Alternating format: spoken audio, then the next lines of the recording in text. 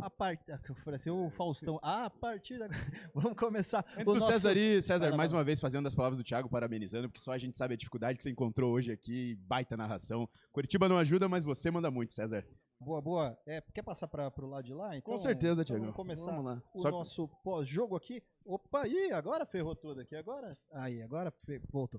Então, tomara que não tenha ido para a galera lá, mas vamos começar o nosso pós-jogo aqui, que daqui a pouco vai chegar o Marcão. Vem um pouquinho mais para cá aqui, ó.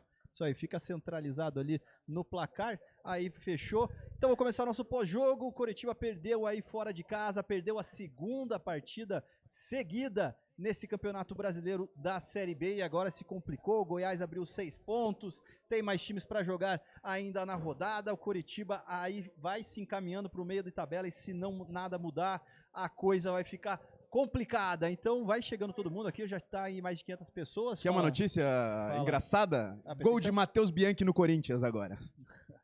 No Corinthians? Aí, tá no primeiro. Tá no Mirassol, exatamente. Acontece. E quem falou que isso não ia acontecer, acho que foram poucas pessoas. Todo mundo falou que o cara ia jogar, que provavelmente tá jogando lá na sua posição. Então, falar da Bet Nacional, nosso novo parceiro aí. Muito obrigado a Bet Nacional com essa parceria. Então, utilize nosso cupom aí, Meu Coritiba, ou clica aí no nosso link que está na descrição. Também pode apontar a sua câmera para o QR Code, que vai direto para o nosso link lá da Bet Nacional. É isso aí, Bet Nacional, novo parceiro do Meu Coritiba. Lembrando quem está acompanhando a live, que você apostando na Bet Nacional, você está ajudando o canal. É isso aí, fazer o seu cadastro lá. Pelo link, né? Pelo nosso link. Entra pelo link, faz o seu cadastro lá na Bet Nacional. Você vai estar ajudando aí a fortalecer mais aí o canal Meu Coritiba, que tenta sempre trazer um conteúdo de qualidade aí para quem está acompanhando. Uma qualidade muito maior do que o time do Coritiba vem fazendo. O nosso técnico aqui, o Thiago Grilo, é muito melhor que o Mozart. Então não perca tempo, acesse o QR Code ou então entre lá pelo link do canal, faça seu cadastro na Bet Nacional e faça sua fezinha e ganhe seu dinheirinho lá também com o futebol que todo mundo ama. É isso aí, aposta sempre para maiores de 18 anos. Obrigado pelas palavras aí, Marcão. E também aposte com responsabilidade. E lembrando também que a Bet Nacional aí está na lista aí das empresas cadastradas ali no governo, então tá tudo tranquilo. Se for lá pro Amapá, você pode jogar, aí pode ficar tranquilo, é só conferir lá.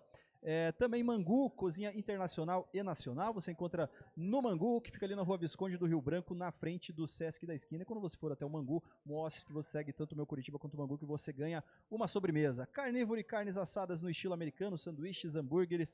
Carnívoro fica no Souk, no Shopping Jockey Plaza e também no Boulevard Curitibano. E quando você for até uma dessas unidades, fale ali nosso cupom de desconto Meu Coritiba, que você ganha 10% aí na sua conta.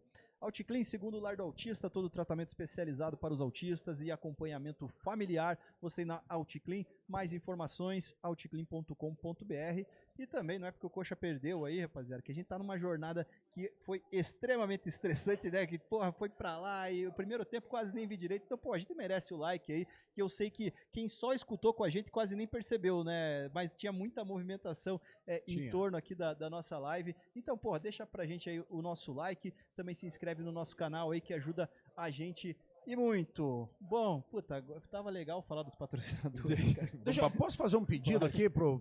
Cara, eu tenho a minha meta aí de 4 mil inscritos no meu canal lá. Tá faltando acho que 80 inscritos lá para fechar os 4 mil inscritos.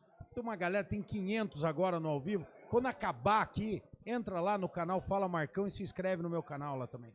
Então isso aí, segue o Marcão, segue o Meu Coritiba, segue também, vende teu peixe aí também. Vou vender meu peixe, OWTV Esporte, quem puder seguir no Instagram, no YouTube, fazemos conteúdos em geral, né, não só do Coritiba. Que às vezes você quer dar uma desestressada, Coritiba é meio estressante, né? Então fazemos conteúdos em geral, temos live, temos análise de jogadores específicos. Quem puder dar aquela moral, OWTV Esporte no YouTube e no Instagram. Análise extremamente profissional, hein, muito cara? Parabéns, legal, hein? Parabéns pelo trabalho, espetacular o trabalho de vocês lá. Valeu, Marcão, valeu pela moral. Mandar um abraço pro pessoal do chat aqui, ó, Bruno Viana, sempre com a gente, o Alexandre Tomal, o Amadeus Medeiros, o Patrick Ricardo, quem mais aqui? O Manga, agora tem que mudar aí, ó. Agora mudou a empresa, hein, Manga? Muda o nick aí também. O Emerson com a gente, o Samuel Silva, o Rafael Z, quem mais aqui? O Arisson Ribeiro.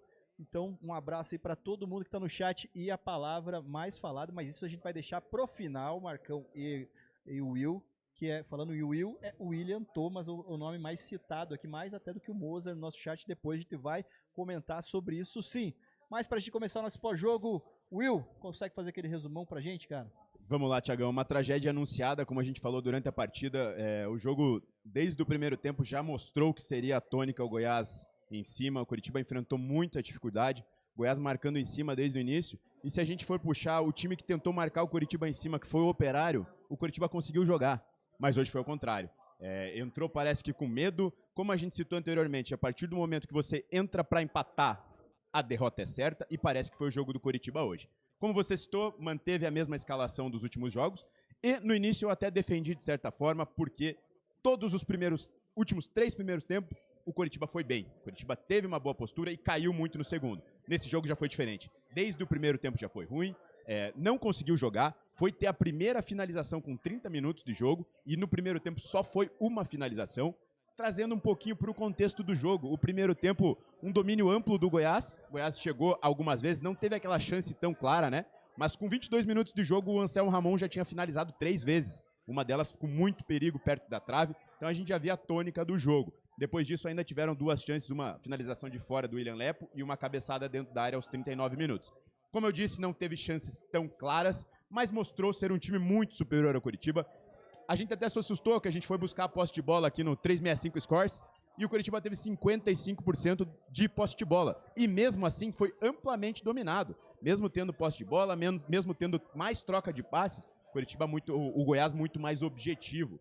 Para o segundo tempo a gente esperava alguma mudança, a gente esperava que o time tivesse alguma alteração, voltou igual. E além de voltar igual, a postura também voltou igual. Não serviu de nada o intervalo, né? A gente até agradeceu quando acabou o primeiro tempo, porque a gente achou que podia melhorar alguma coisa, e de fato não melhorou. Mas no segundo tempo já voltou com a mesma toada, o Goiás em cima, já nos 3, 4 primeiros minutos, já 2 chances dentro da área que eles perderam. O Wellington perdeu 2 chances, é um jogador que não conseguiu finalizar, é um jogador que faz muitas jogadas laterais, mas tem dificuldade na hora da finalização. E o segundo tempo foi a mesma tônica, mesmo o Goiás em teoria cansando, só foi substituir aos 30 minutos do segundo tempo.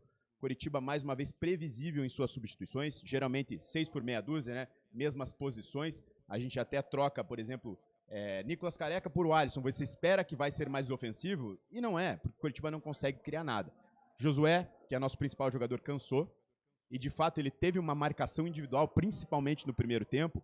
E o que acontece? O Coritiba precisa aproveitar esses momentos que o Josué tem a marcação individual. Você tira completamente um jogador do time adversário apenas para cuidar dele. Tem que sobrar espaço. E daí o que a gente espera? Que Lucas Ronier apareça. Primeiro tempo pela esquerda, segundo tempo jogou pela direita e não apareceu no jogo. Muito mal. Voltando a falar um pouquinho dos lances, o Goiás aos 22 minutos encontrou o seu gol. Como eu já falei 2 vezes, tragédia anunciada, o Goiás cercava muito, faz a jogada pela direita e consegue o gol. Além disso, teve mais uma chance que o Juninho chuta para fora, né? Uma chance clara em cima dali, e o Coritiba não chegou. Acabou o jogo e o Coritiba não finalizou ao gol, não teve nenhum chute ao gol. Trazendo um pouquinho de dados, chutes, Goiás 17, Coritiba 8. O Coritiba até finalizou algumas bolas ali, mas nada sem perigo. A gente até brincou, a bola mais perigosa foi um cruzamento com a mão ali num lateral que passou, rondou a área e passou perto. Posse de bola novamente 55% para o Coritiba e 45% para o Goiás. E o que isso quer dizer? Isso é o que mais me chama a atenção, porque o Coritiba teve mais posse de bola e se você pega e assiste o jogo foi amplamente dominado pelo Goiás. Posse de bola não significa nada, é uma posse de bola defensiva que não agride, que cerca, e dessa vez não cercou. O Coritiba muitas vezes tem posse de bola e cerca no campo ofensivo. Hoje nem isso conseguiu. Chutes a gol, 5 do Goiás e 0 do Coritiba. Então esses números, eles escancaram algumas coisas, né? Chute a gol é um exemplo muito claro. Coritiba na sua pior partida do Campeonato Brasileiro. A gente criticou bastante o Mozart, inclusive foi o nosso voto para pior em campo e escancara muito o que tem sido o Coritiba, né? Muito irregular e nesse jogo foi irregular nos 2 tempos. E além disso também deixa muito claro, como você falou no final, a gente vai falar melhor sobre o William Thomas, mas é esse cobertor curto que é o elenco do Coritiba.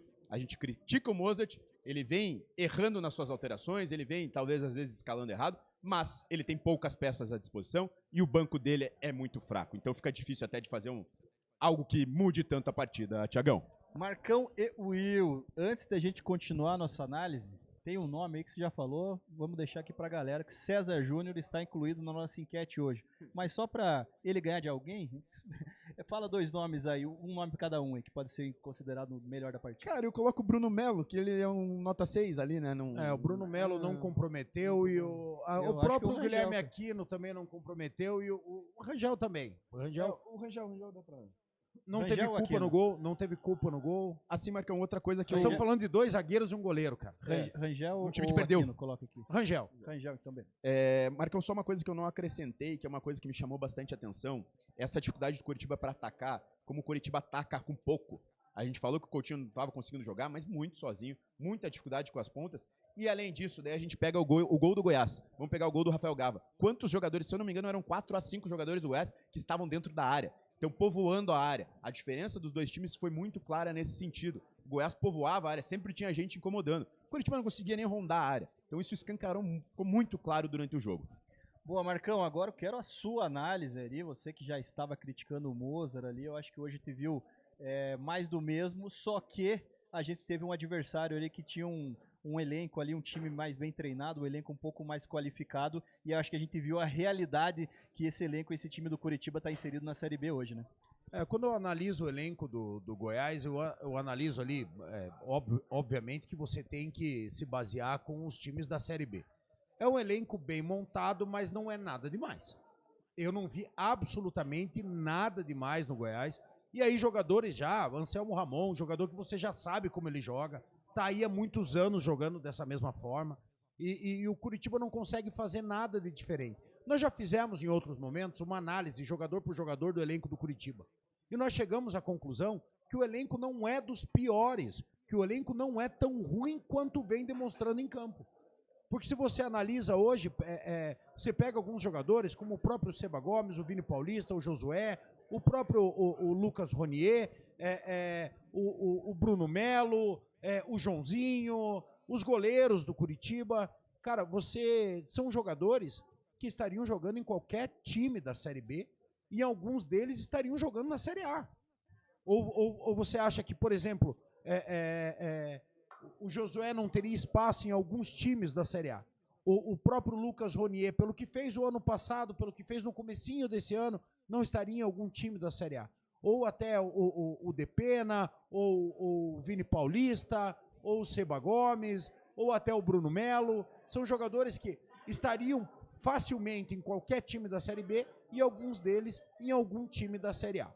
O elenco ele é enxuto, eu acho que você consegue tirar um time razoável dali, não consegue tirar um elenco muito bom, mas o que se tira desse elenco, o que se tira desse time é muito fraco, é muito ruim. O resultado daquilo que se tem, daquilo que se propõe e do resultado que você conquista com isso é muito diferente da realidade.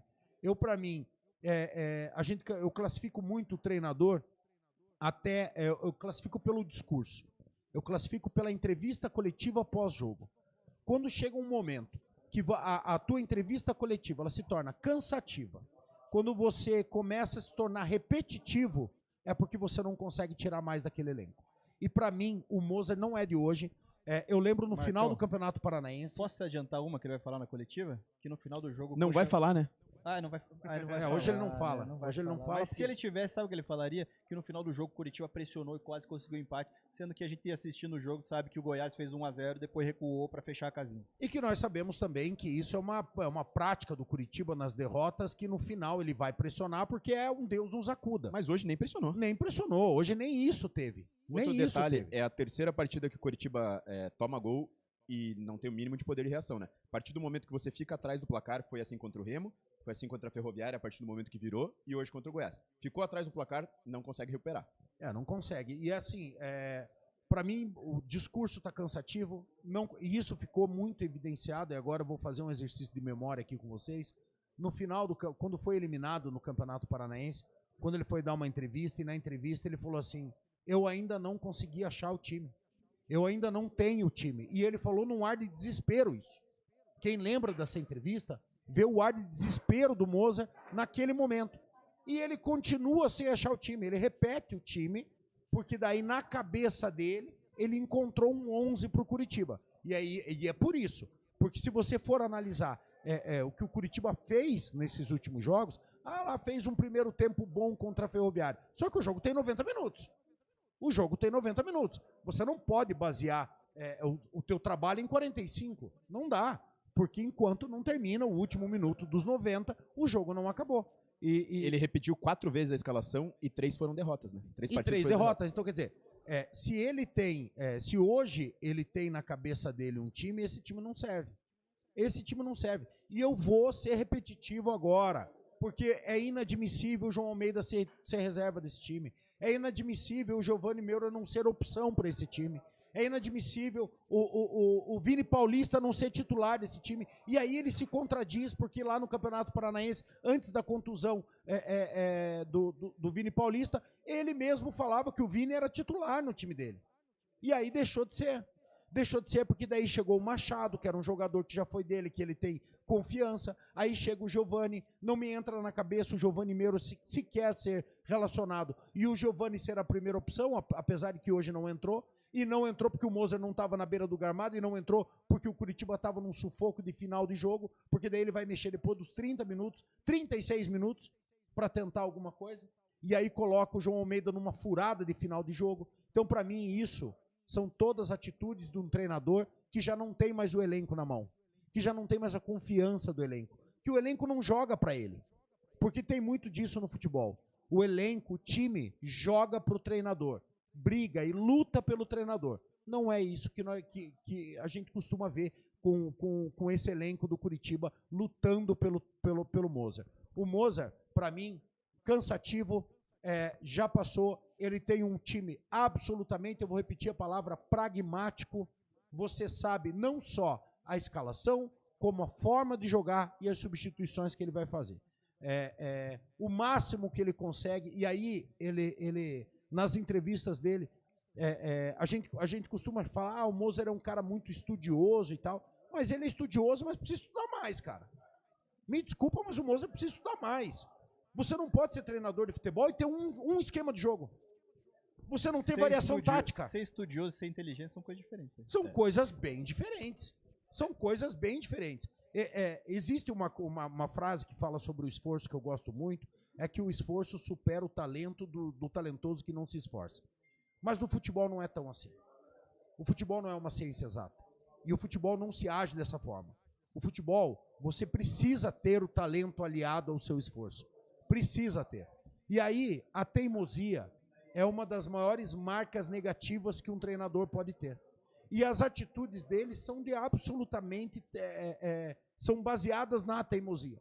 Porque a impressão que dá, a impressão que eu tenho, é que ele acaba ouvindo aqui o que eu falo, o que o Will fala, o que outros tantos falam, o que o Rogério fala, o que o Thiago fala, o que o Cezinha fala, ele fala assim, estão falando isso? Está errado, eu vou fazer assim. A impressão que é a teimosia, que ele fica... Porque todo mundo fala a mesma coisa.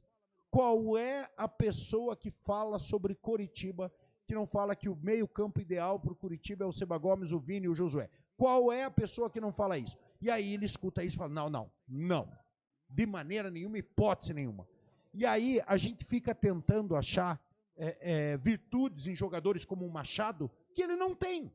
Ou ele tem, mas tem jogador no elenco que pode fazer melhor. A gente tá achando que o Careca vai entrar no jogo e vai fazer alguma coisa. Não voltou vai. o Careca. E o pior é que hoje ele fez, né? Não vai. Ele não conseguiu marcar no gol do Goiás. A jogada foi pelo lado ali que o Careca e o Zeca bateram na cabeça. Ele não vai. Quando ele traz o Alex Silva, que foi reserva da Portuguesa, que foi reserva do próprio Moser no Mirassol, e aí ele traz e vira a solução dos problemas do Curitiba. Quando vem Nicolas Careca, que era reserva também, que não mal jogava, e aí ele vem para ser a solução e eu estou falando jogadores indicados pelo Moza. Quando ele traz Giovani, que ele chama de jogador até de confiança dele, e o Giovani não consegue jogar. Às vezes a solução está em casa. E tanto está em casa que o Curitiba contrata 4 zagueiros e nenhum deles é titular.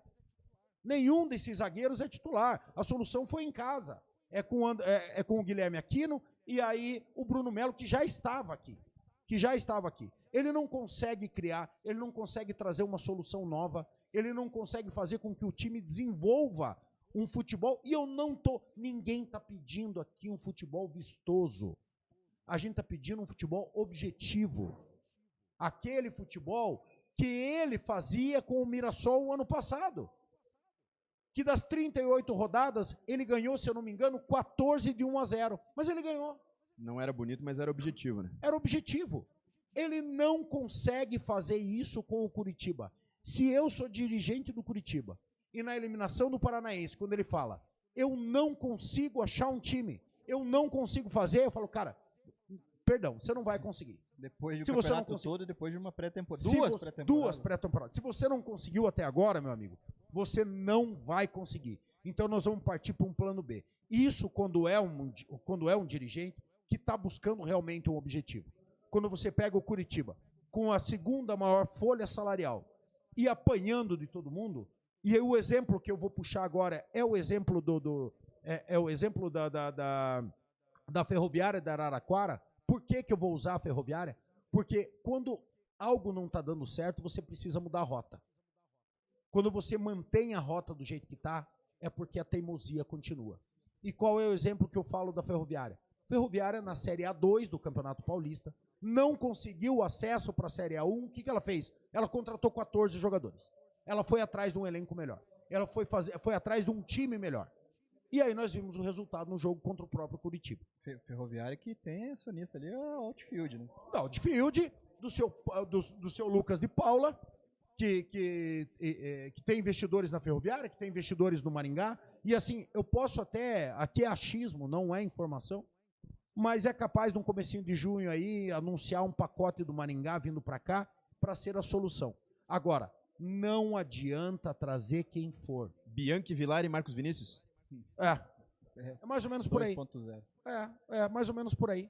E esse é o grande mal. O Curitiba, as contratações que o Curitiba fez são jogadores de terceira, quarta prateleira, não contratou no campeonato estadual, e eu sei, essa é uma filosofia minha, é a melhor janela que existe no Brasil, é do estadual. A minha filosofia é essa. E é a melhor. Uma janela barata ainda, né? Barata, porque daí você vai buscar jogadores que se destacaram. E aí você tem campeonatos de 26 estados para você analisar. Se você fizer uma conta ali com 12 clubes em cada campeonato, e você levar em conta só os titulares 11, Ainda são mais 3.500 jogadores no Brasil, cara. Ainda mais um clube que não olha para o mercado sul-americano nem quando está disponível essa janela, então vai para o estadual mesmo. Entendeu? Eu acho que, porque agora a janela de junho, ela é uma janela muito complicada. A de julho é a janela dos jogadores encostados, aqueles que não deram certo, aqueles que brigaram. Você não pega nenhum destaque na janela de julho. Você não pega nenhum destaque. E por isso que ela é chamada como uma janela pontual. Complementar. Né? Complementar. A melhor janela é a do estadual, ao qual não foi contratado ninguém. E aí nós partimos para um outro ponto. Vamos supor, o Mozart cai hoje. Ele cai, mas os filhos do Mozart ficam todos, cara. Também. Mas tem um outro questionamento que eu queria lançar para vocês, mas antes vou ler nossos superchats aqui, ó. O Driego Lima mandou aqui, ó, se mandar o Mozart embora, quem poderíamos trazer? A gente pode também fazer algumas sugestões aí para frente. Luizinho, grande abraço para ele, aí, ó, mandando pra gente aqui fora, William Thomas e Mozart. Desde o final do ano passado, esse time é um bando, ainda dá tempo. Quer falar alguma coisa? Eu quero complementar ali, até estou vendo o pessoal falando do Vini ali, principalmente no chat. Eu acho que esse cobertor curto que a gente disse que é o elenco tem prejudicado os jogadores. O Vini Paulista é um exemplo, o próprio Alisson é outro exemplo. A gente vem criticando muito o Alisson nos últimos jogos, mas os dois jogadores, eles vêm entrando fora de posição. Todos os últimos jogos eles entraram mais avançado. Aí tudo bem, a gente critica porque de fato eles não estão rendendo, mas eles estão fora de posição. Então a gente precisa entender que ao mesmo tempo o Mozart também não tem peças para colocar, principalmente nas pontas, né? A gente comenta que o Careca se machucou, de fato não tinha uma peça de reposição, porque não o único disponível é o Everaldo.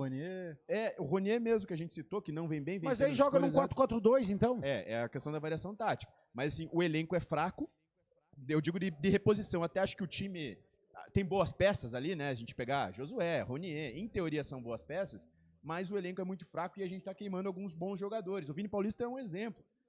Ele mostrou ter potencial e ele não vem bem. Na segunda divisão ele não conseguiu jogar, mas todas as vezes fora de posição. E o Alisson, as duas primeiras partidas que ele entrou durante o segundo tempo de volante, a gente elogiou ele.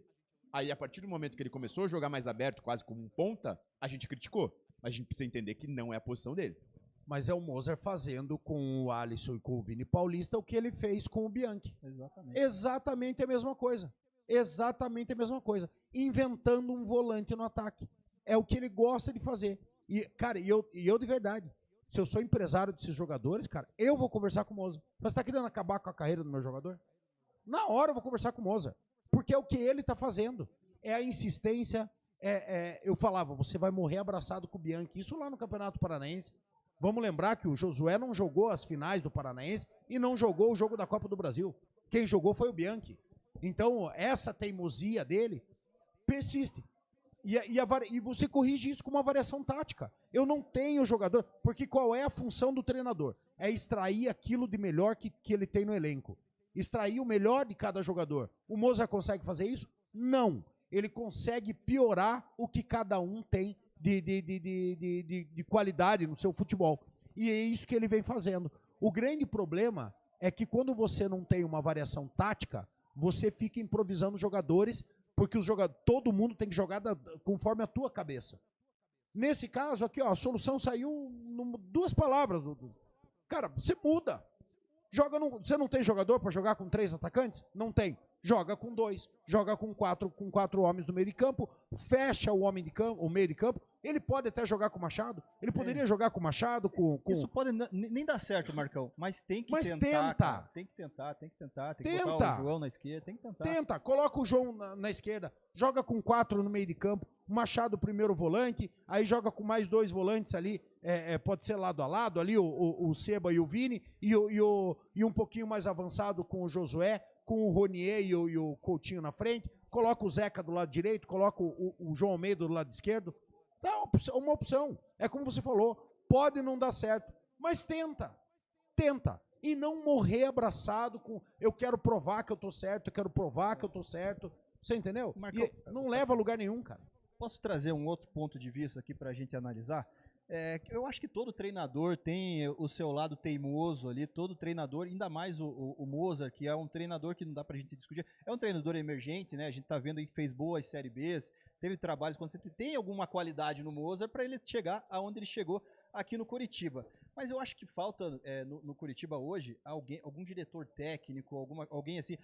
Veio o Reginaldo Nascimento, mas o próprio Reginaldo Nascimento falou que ele vai ficar mesmo fazendo o meio-campo entre o jogador e a própria diretoria. O que o Krieger fazia, né? Que o Krieger. Eu não sei se até o Krieger, sabe por quê? Porque uma coletiva, o Mozart falou que o Reginaldo Nascimento estava ajudando até no treinamento de bola parada. Tá quase como auxiliar ali. Então, já não sei qual que é jamais falando mal nem nada do Reginaldo Nascimento, mas eu acho que não é a figura de um diretor técnico que talvez a gente imaginasse que o Curitiba devia ter. Porque, por exemplo, o Mozart é teimoso, tá todo mundo falando que pelo menos ele tinha que tentar tirar o Felipe Machado, colocar o Seba ali, colocar o Joãozinho na esquerda, tá todo mundo falando isso, todos os canais estão falando isso, a imprensa está falando isso, tanto é que teve 2 perguntas na última coletiva para o Seba Gomes, se ele está sentindo a vontade ali para jogar em segundo volante, como que é a questão de primeiro volante, ou seja, está todo mundo falando isso. Cara, quem que vai conversar com o Mozart da parte técnica, vai cobrar dele alguma coisa, sendo que não tem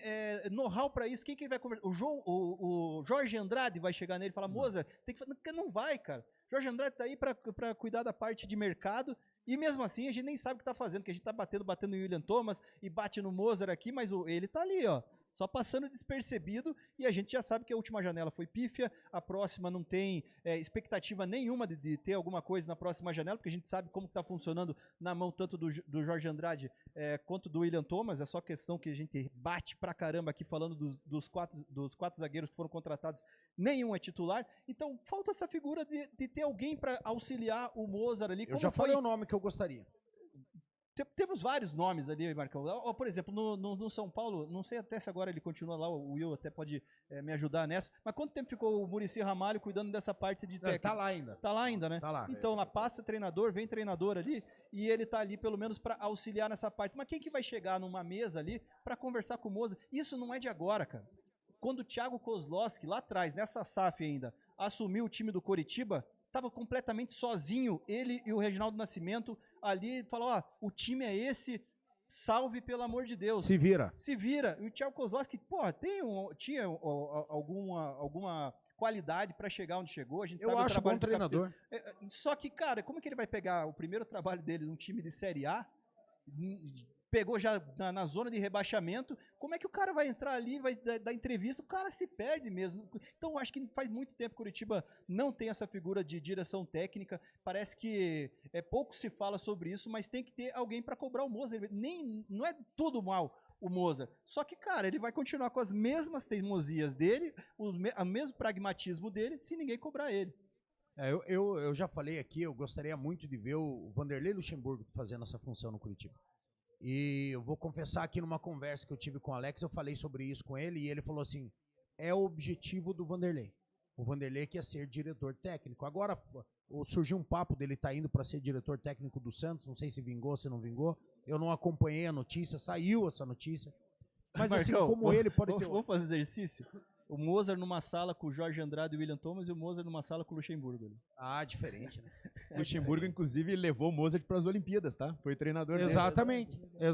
Aí, ó, poderia casar.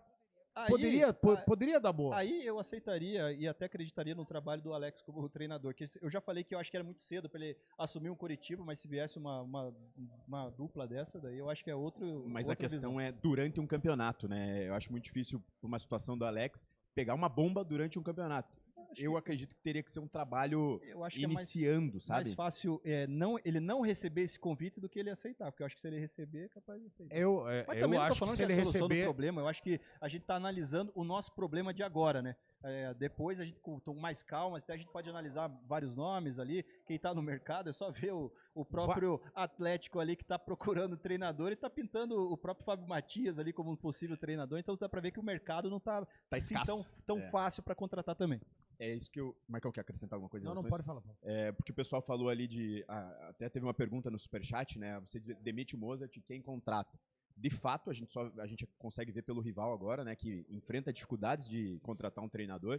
O mercado está escasso e isso me preocupa. Eu não concordo com algumas atitudes do Mozart, mas ao mesmo tempo eu não consigo ver também aquela solução de treinador disponível. E o exemplo é esse. O Atlético tá para fechar com o Fábio Matias. O Anderson não está disponível? Tá disponível. Anderson Moreira, eu acredito Pra mim é um bom treinador. Daí tem o Pepa, que acabou de ser demitido do esporte, subiu ano passado. Não me veio com o Jorginho, que pra mim, o Mozart e o Jorginho, eles têm as mesmas características. Chegam, arrumam a defesa, só que depois de arrumar a defesa, parece que eles não sabem precisa fazer evoluir. com o time. Aí não evolui. Até porque o time vai sendo estudado pelos outros. Inclusive, não sei se vocês viram a coletiva do Mancini, antes da partida agora contra o Coritiba, ele, cara, falando perfeitamente como joga o Coritiba, falando de quase todos os jogadores ali, cara, ele deu uma aula do que é o Coritiba na coletiva ali de pré-jogo. Então, eu falei, o Coritiba é um time pragmático. É muito fácil para o treinador adversário fazer uma análise e montar o time dele para jogar contra o Coritiba.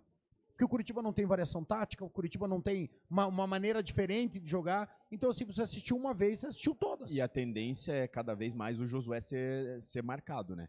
Então, acho que para os próximos jogos já ficou claro que o Josué é o diferencial do Coritiba. E hoje a gente viu muito claro o Josué com uma marcação individual e o time do Goiás muito voltado para o Josué. E a válvula de escape? Não tem. Isso. Assim como o Ronier também estava bem, daí era o único jogador que tinha alguma coisa de bom no Coritiba, a partir do momento que marcava o Ronier, acabava o time também. Então é assim, o Coritiba não tem essa variação aí de jogadores que podem causar algum problema para o time adversário, não tem alternativas. Mais uma vez, o Ronier trocou de lado? Acho que ele acabou não trocando. Trocou. Quando entrou o Nicolas Careca aos 10 do segundo tempo, o Ronier foi pro lado direito, o Nicolas Careca jogou do lado esquerdo. Inclusive o gol sai ali porque o Nicolas Careca e o Zeca se desentenderam na marcação. O negócio curioso, né, Will? Tava difícil a gente ver a TV aqui pequenininha, né? A gente falou, ele tirou o Felipe Machado e colocou o Depena e o Vini falou, o Marcão falou, ousado. Foi ousado. A gente se espantou aqui. Depois foi ver, não. É que pra quem não tá acompanhando, a gente tá com uma TVzinha pequena aqui, então ficou difícil de ver e até eu errei no momento, mas tem essa justificativa, né? Free Will aí, pelo amor de Deus. Cara. Não, e ele tirou daí o Lucas Ronier. Que pra mim o Ronier, assim, não tá bem, eu não tiro de campo. Eu não tiro. Porque ainda é um jogador que em uma bola ele pode definir o jogo. Ele tem essa capacidade, mesmo que ele não esteja bem. E aí eu pergunto, o Nicolas Careca tem capacidade de resolver numa bola? Tem essa capacidade técnica de em uma bola ali, num lampejo, fazer um gol? E pior que sabe, um dos principais motivos da utilização dele é porque ele consegue fazer uma composição defensiva, é porque ele fecha Mas o é lado. só isso Não, que mas, o Moza mas faz. aí que eu quero tocar no ponto. A jogada do gol foi nisso, que eles Perdeu não uma conseguiram corrida, marcar. E logo depois, a jogada que o Juninho perde em cima da linha é mais uma jogada em que o Diego, lateral direito do Goiás, consegue driblar o Nicolas Careca na linha de fundo. Então, até nisso que a justificativa para o Nicolas Careca jogar aberto, né, porque em teoria ele não é ponta, a justificativa é porque ele consegue compor a marcação, ele tem força física. E a gente vê que saiu 2 chances claras do Goiás nas costas dele. Não, e ali eram 2 destros jogando do lado esquerdo, né? Muito mais fácil para você atacar. E sem caguete de marcação, né? Que é o caso do Nicolas Careca. Então, as soluções... Ele é voluntarioso. Eu acho que pegar o jogador, ele não tem culpa de onde colocaram ele ali. Ele não tem a mínima culpa, ele é um jogador voluntarioso. Não ele tem tá culpa jogando, ter sido contratado. tá jogando uma posição ali que ele nunca jogou na vida, não tem características físicas, inclusive, para jogar naquela posição. Cara, tá errado quem contratou e quem tá colocando para jogar, mas também quem tá colocando para jogar, até defendendo um pouco o Mozart aí, tá colocando porque não tem outra opção também. É que a gente vai falar de Alex Silva, vai falar de Nicolas Careca. Eles são voluntariosos, mas e aí? E o que vão te acrescentar ofensivamente? Mas e aí? O Alex Silva, ele deixa de correr, ele tá toda hora na defesa, vai no ataque, tem presença ofensiva. O problema é quando tem presença ofensiva é que ele tem que cruzar essa bola pra área. Aí vai a parte técnica. Você quer contratar um cara voluntarioso, um cara... Pô, pega os caras que trabalham aqui na Cavo aqui, que trabalham pra caramba, a madrugada inteira, corre pra caramba, são mega voluntariosos, trabalham demais, vale muito mais a pena que esses caras aí. Falta qualidade. Qualidade, é a frase do meu pai, o Thiago, é a frase do meu pai. Quando a galera começa a gritar raça, raça, raça, ele fala raça não, cara, futebol. Futebol. Eu acho que raça não falta. Falta qualidade. Falta qualidade. Você já viu alguma torcida gritar raça pra um time que tá jogando? Não. Falta qualidade, falta futebol. Falta um time bem armado, um time que te dê confiança de você assistir o time jogando e ver que ele pode criar alguma coisa a qualquer momento. Que você identifique uma jogada, isso aqui foi treinado. Você identifica alguma coisa nesse elenco do Curitiba que você olha e fala assim, isso aqui deve ter sido trabalhado durante a semana. Cara, a expressão que eu usei hoje, ela, entenda como quiser, mas ela não está tão errada. O time do Curitiba é uma suruba de cego. Você entendeu? Ninguém sabe, ninguém está vendo ninguém, mas estão fazendo uma sacanagem, amigo. Pois é, e eu acho que hoje, cara, a gente já viu que não adianta cobrar o William Thomas, não adianta cobrar... Cara, quem tem... Os olhos da torcida do Curitiba agora tem que se voltar pro Lucas, porque ele agora bateu no peito, falou, eu tenho a caneta, e não tô falando, então tem que mandar... Cara, algo novo tem que acontecer no time do Curitiba, seja a demissão do William Thomas, seja ali a apresentação de pelo menos reforços ali que sejam qualificados aí para melhorar o time do Curitiba, porque não é ele que contrata, mas ele falou que ele tem a caneta, então ele tem que ficar agora em cima de todo mundo que está abaixo dele ali, ele tem que fazer essa cobrança. O William Thomas é prestigiado pelo Bruno D'Ancona, que é um homem de processo, é prestigiado pelo... Cara, não, ele é um funcionário que está abaixo do Lucas e ele tem que ser no mínimo cobrado. E o Lucas é CEO e investidor. E ele falou na apresentação dele, ele mostrou várias vezes a caneta e ele falou, a caneta é minha, a responsabilidade é minha. Só que eu quero deixar uma coisa bem clara aqui. Se essa foi uma saída para o Bruno D'Ancona, para não ser incomodado, colocar o Lucas ali, para o Lucas levar porrada e o Lucas não agir, não fazer nada, cara, não interessa. Se a gente tiver aqui para São Paulo, nós vamos de novo, cara. Nós vamos de novo. Só que agora nós vamos em 2 endereços, né? Aí nós vamos passar lá na Vila Madalena, porque daí a série da Outfield é na Vila Madalena. Aí a gente vai um dia antes, né? Porque lá tem um sambinha legal e tal. Aí a gente passa primeiro no sambinha, daí a gente vai na Vila Madalena e depois a gente vai na sede da Tricorp de novo. Então, eles precisam se entender lá. O Lucas falou que a caneta é dele, então tá na hora dele pegar e usar essa caneta. Use a caneta. Use. Porque assim, quanto mais tempo passar, pior vai ficar. Você sabe como funciona uma crise no Curitiba. Quando a crise ela se instaura, e assim, é o que a gente imagina, vão esperar até o jogo contra o América Mineiro, e aí se perder para o América Mineiro, manda embora, é capaz até de cair os dois em conjunto daí, contra o América Mineiro, acaba caindo o William Thomas e cair também junto o Mozart. Mas, cara, se ganhar, se arrebentando do América Mineiro, ganha sobrevida para daí perder fora, para depois conquistar mais um empate, daí mais uma vitória, sobrevida, e o Curitiba tá, o que mais me preocupa é isso. O Will falou no começo da rodada, tem que estar próximo do G4. Não interessa estar em quinto, sexto, mas próximo. Pode cair algumas posições, tá? Eu dei uma olhadinha na tabela aqui. Pode cair de 10º para cima. E o jogo de hoje, o empate segurava o Goiás. Agora tá 6 pontos do Goiás. Agora 6 pontos do Goiás e tem mais times ali com próximo dos 3. O Vila Nova também pode distanciar um pouco mais. O meu problema é perder a conexão. E o Curitiba está perdendo a conexão com o G4. E a partir do momento que perder ali a mais de 6, 7 pontos, amigo, para você recuperar é muito complicado. É muito complicado. Até porque todo mundo depositando esperança em contratação, mas qual é a garantia que os jogadores que vão chegar na janela vão render? Qual é a garantia que os atletas que vão chegar na janela não vão ser deixados de lado para o Machado jogar, para o Giovani jogar? Qual é a garantia que o torcedor tem? Nenhuma. Nenhuma. Então, assim, precisa fazer algo agora. E assim, eu não vou ficar em cima do muro. Deu pro Mozart, deu. O discurso cansou, ele não consegue mais explicar as ações dele, ele não consegue criar nada, ou seja, ele não consegue tirar mais nada desse elenco. E é um time que joga no 4-3-3, Marcão, e não tem ponta. Não faz sentido. Mas é porque é o jogo dele, 4-3-3, e ele falou, ele foi muito enfático, né? Eu jogo no 4-3-3. E tem poucas opções de ponta no elenco. Então não faz sentido. A montagem é completamente errada. Não, a montagem é errada. Porque assim, tem uma frase, Will, que diz assim: quem não sabe o que quer, qualquer coisa serve. O Curitiba não sabe o que quer, falando em maneira de jogar, estilo de jogo. Porque quando você define, o Curitiba vai jogar... contratações,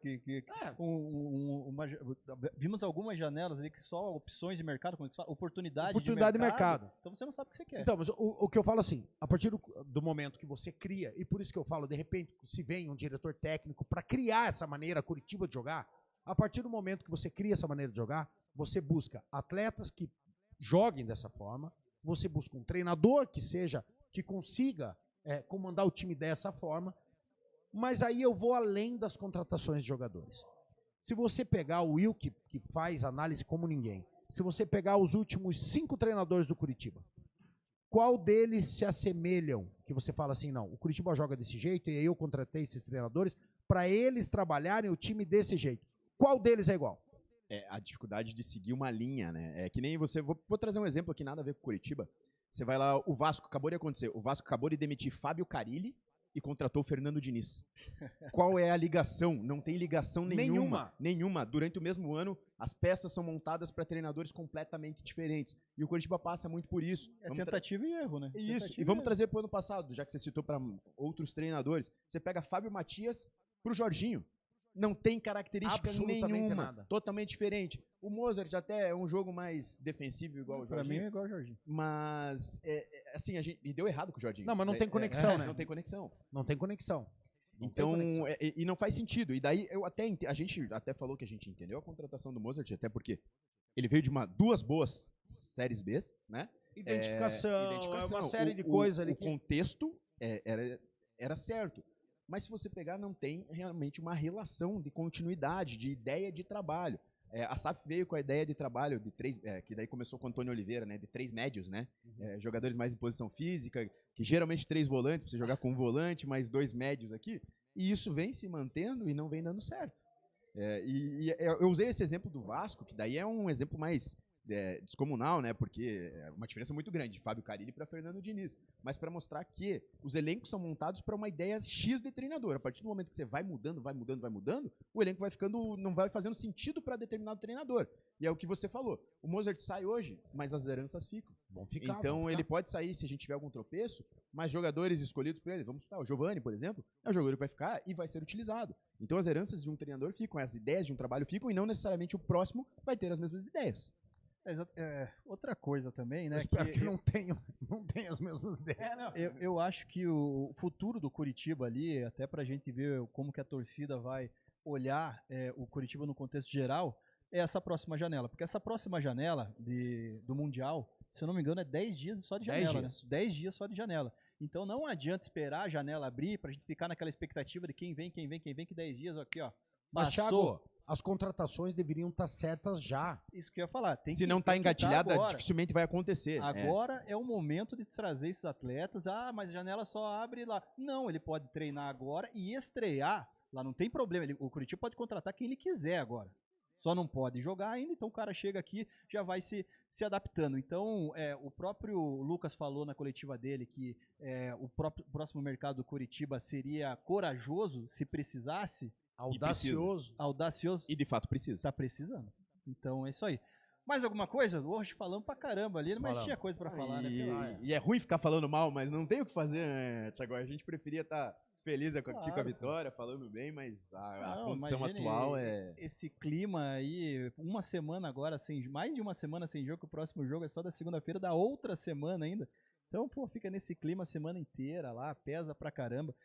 A gente já falou até, as nossas melhores audiências aqui no canal são quando o Curitiba engata uma sequência de vitórias, o que deve ter acontecido uma vez e meia até agora na história do canal. Então, ninguém vive só de lamentação. A gente gostaria muito de ver o Curitiba disparando. O nosso próprio discurso começa a ficar Claro. cansativo. Claro. Ficar batendo na mesma tecla, né? O nosso próprio discurso começa a ficar cansativo, começa a ficar repetitivo. A gente começa a dar uma de Mozart aqui, sabe? Parece teimosia da nossa parte, sabe? Parece que a gente tá pegando no pé de alguém, mas aí os números não ajudam, né, cara? Encerrei a nossa enquete aqui, ó. Lógico que deu ele, César Júnior, o craque Merecido. da partida.